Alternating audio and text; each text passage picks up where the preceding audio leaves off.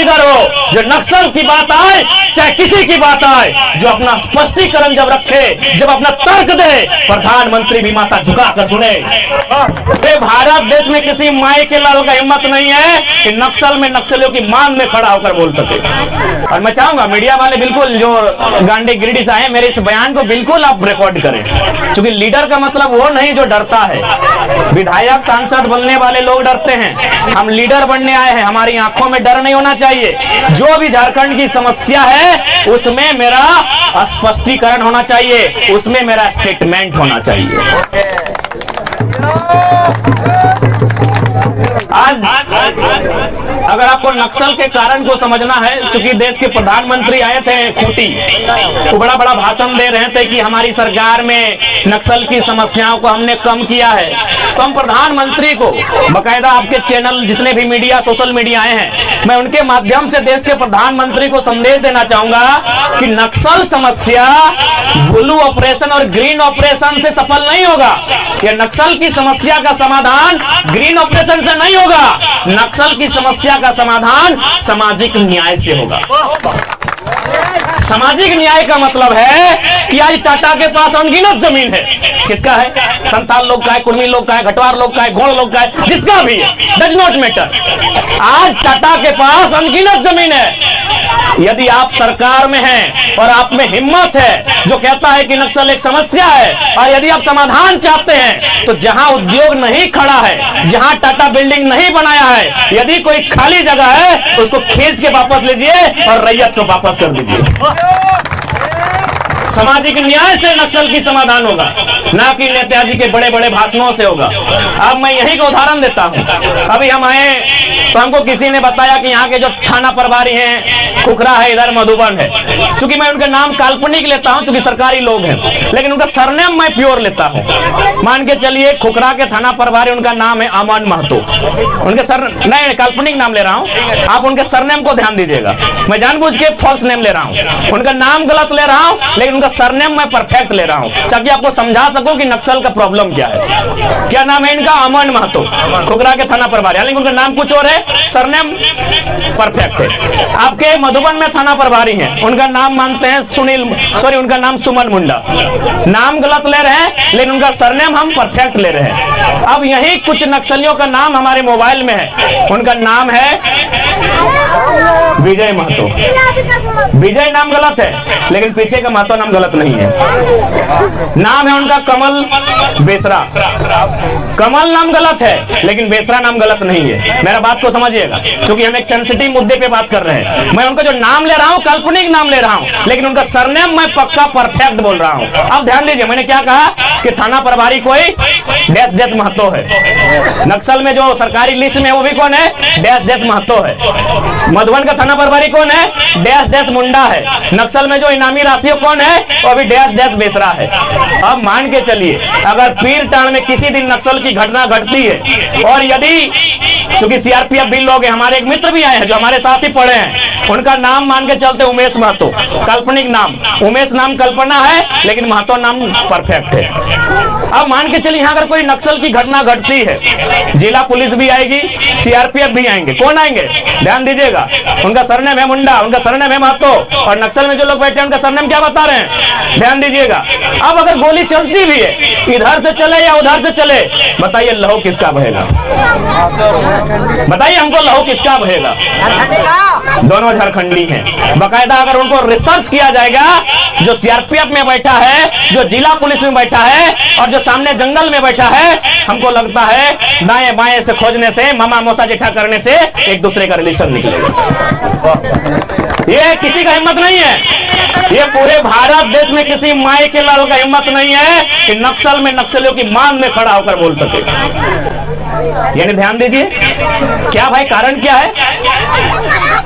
थाना प्रभारी रहे, मधुबन वाला रहे, चाहे कुकरा वाला रहे, चाहे सीआरपीएफ के कैंप में बैठा कोई सीआरपीएफ का कोई बड़ा अधिकारी रहे, या फिर जिसको आप नक्सली नाम दिए वो रहे, यदि कोई उनके बीच घटना घटती है, मरने वाले चाहे पुलिस से शहीद होने वाले रहे, चाहे इधर मरने वाले लोग हैं, वो है कौन? एक वर्किंग क्लास का बेटा है, एक आदिवासी मूलवासी का बेटा है, वो है कौन? एक गरीब परिवार का बेटा है, वो है कौन? एक किसान का बेटा है। लेकिन लड़ाता कौन है? इस पर आज तक कोई बात नहीं किया है, और मोदी तो करेगा ही नहीं।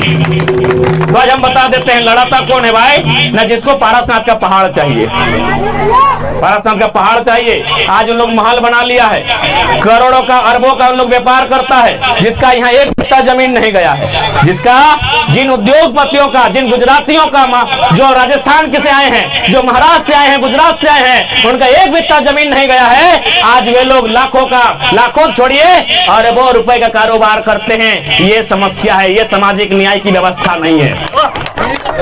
तो जिस दिन इनका सदन में बात होगा, इसलिए हम बार बार कहते हैं कि सदन में ऐसे लीडर को भेजिए जिसमें जिगरा हो, जो जाके बात को बोल सके। यहाँ तो चंद्रप्रकाश चौधरी जी को मालूम ही नहीं है पारसनाथ पहाड़ किसका है। देखे थे ना लेटर इन्होंने लिखा था कि फलना समुदाय का है। उनसे पूछिएगा कि फलना समुदाय का कई गो गांव है, यहाँ कई गो गांव है भाई?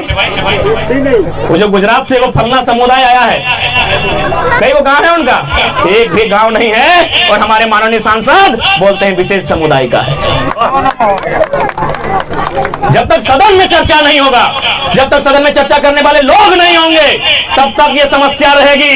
इसलिए सदन में ऐसे लोगों को भेजिए जिनमें वास्तव में जिगर हो, जो नक्सल की बात आए चाहे किसी की बात आए, जो अपना स्पष्टीकरण जब रखे, जब अपना तर्क दे, प्रधानमंत्री भी माथा झुकाकर सुने। सुनना होगा। आज अगर आप इसी पीरटार की धरती की बात करें तो आप देखिए 2002 में या 2004 में हिंदुस्तान के पेपर में लिखा है कि जो काम सरकार को करना था, सरकार को क्या करना था नहीं, यहाँ लगभग 600 एकड़ के आसपास जमीन महाजनी प्रथा के कारण गरीबों का लिया गया था, चाहे वो आदिवासी रहे, गैर आदिवासी रहे।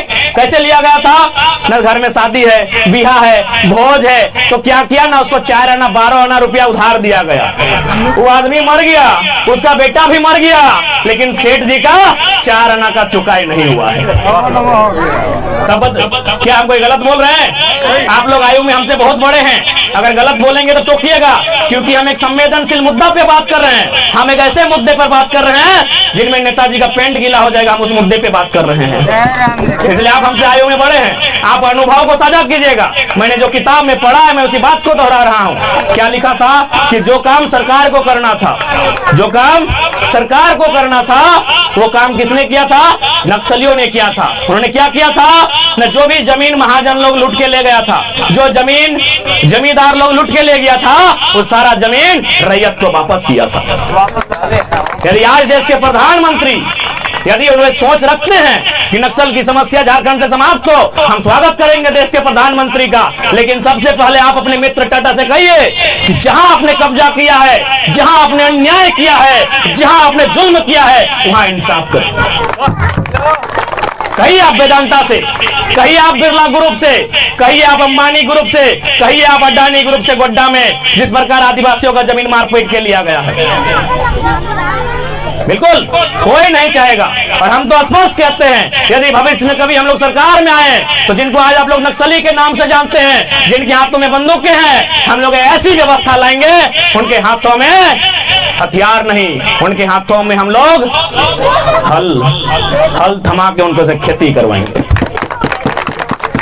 चाहे कोई हम चाहे हम एक ऐसी व्यवस्था की कल्पना करते हैं जो अपने परिवार के साथ हो, तो उसका छोटा बच्चा जब स्कूल से जाए तो पापा पापा करते जाए। हम एक ऐसी व्यवस्था चाहते हैं। हम सामाजिक न्याय के पक्षधर हैं, हम सामाजिक समानता के पक्षधर हैं। इसलिए देश के जो भी लीडर हैं अगर सामाजिक न्याय के पक्षधर हैं तो सबसे पहले इस देश से कॉर्पोरेट को कंट्रोल कीजिए। हजारों हजार एकड़ जमीन आज एचईसी के पास है, आज हिंडाल्को के पास है, आज बीएसएल बोकारो के पास है, आज धनबाद एफसीआई सिंदरी के पास है। आइए देश के प्रधानमंत्री, आइए राज्य के मुख्यमंत्री, उन जमीनों को सर्वे करके रैयत को वापस कीजिए जहां कोई बिल्डिंग खड़ा नहीं हुआ है। तो इसलिए आज किसी भी समस्या का समाधान नेताओं के भाषणों से नहीं होगा, उसके भाषण में विजन क्या है। आज बड़ी बड़ी बातें करने वाले लोग आते हैं, बड़ी बड़ी बातें करते हैं, लेकिन उसके भाषण में विजन क्या है, इसको देखिए।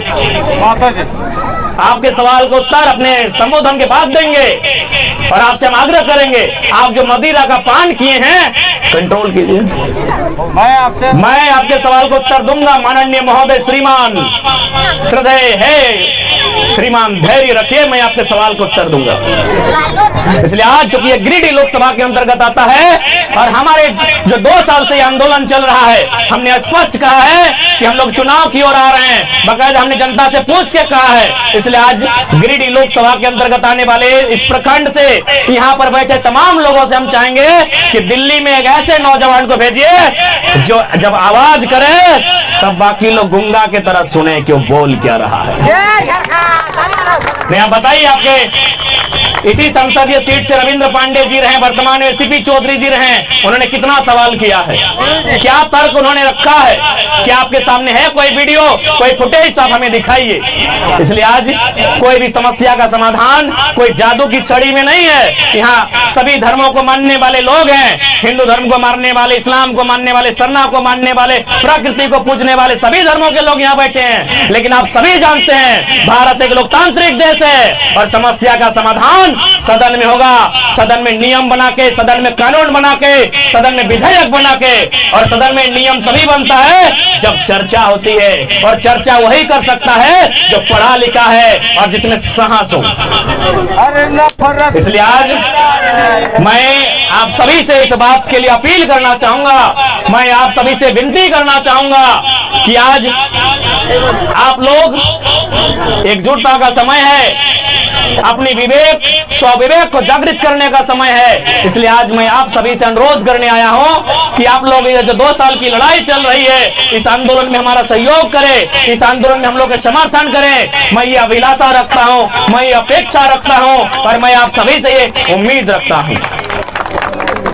तो ज्यादा नहीं कि पारसनाथ की गलियों से एक आवाज आया है, कि पारसनाथ की गलियों से एक आवाज आया है, उठो नौजवानों, फिर से इनकलाब आया है।